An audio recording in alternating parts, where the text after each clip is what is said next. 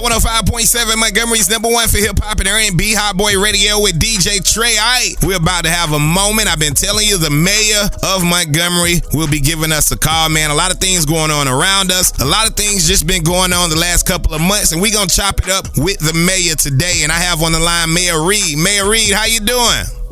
DJ Trey, I'm doing well. How about yourself?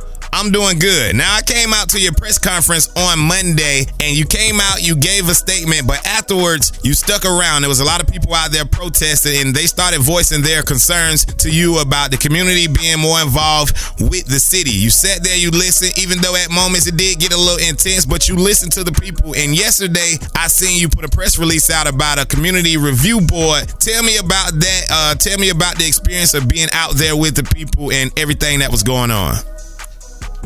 Well, I think sometimes you have to take the message to the people as opposed to expecting the people to come to the message, and that's what we wanted to do. Monday, as it relates to where people feel, how people feel about the killing of George Floyd, and certainly their anger and their frustration with the system itself and policing and communities of color, and in particular as it relates to that of black men and black women.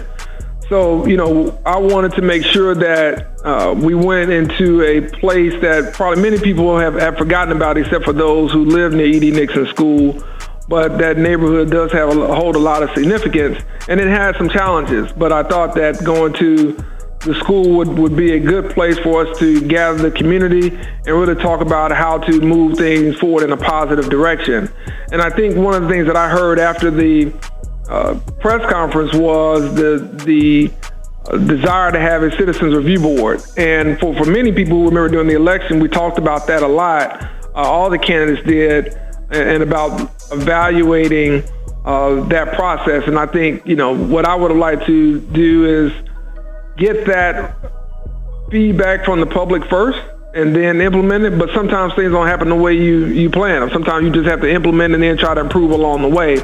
And I think that's where we are right now in terms of what I heard, not only at the press conference, but again, going back through the campaign and what I heard along the campaign trail. It's been 6 months since we've been in office, and I think right now, we've had a lot of things happen over the last 3 months. We've been in the middle of a global pandemic, a once-in-a-century situation, and so we're trying to come out of that here in my administration to be able to put the city back on the right track. And I think what we have to do is kind of rearrange some of our priorities and listen to where the people are in this moment, and that is instituting a citizens review board, getting some feedback from various levels of the community about how we go about doing that, and then really coming forward with the best way to implement it. So my plan is to listen further to community leaders and talk to some of the legal folks as well about how we can go about it along with our public safety, and then start to implement that process here in the near future. So is this review board kind of similar to what Obama laid out yesterday in his town hall meeting? He was like, get with the mayors, and that's the first step. Is this something similar to that? So I haven't had time to read his plan yet. I did hear about that, but he's exactly right. I've said since I was probate judge in 2012, the government closest to you is the government that impacts you the most. And that's not to say the president doesn't matter. Obviously it does. We can look at who's in the White House right now and see that there's a big difference versus who was there prior to this. However, local government has a tremendous impact on everything from education to economic development to crime and public safety. So we have to look at all of these areas of government to see how we can best push for the type of change we want to see going forward. Okay, so there's protests going on all across America. There are also some peaceful protests going on right here in Montgomery. Is there a plan in place just in case things get out of hand right here in our community? Well, you always plan for the worst and hope for the best. And, I'm proud to say that people of Montgomery have protested not only peacefully, but I think they protested purposefully. And, that's what you want to come out of a protest. If you're just protesting just to be heard and to be seen, then that doesn't accomplish very much.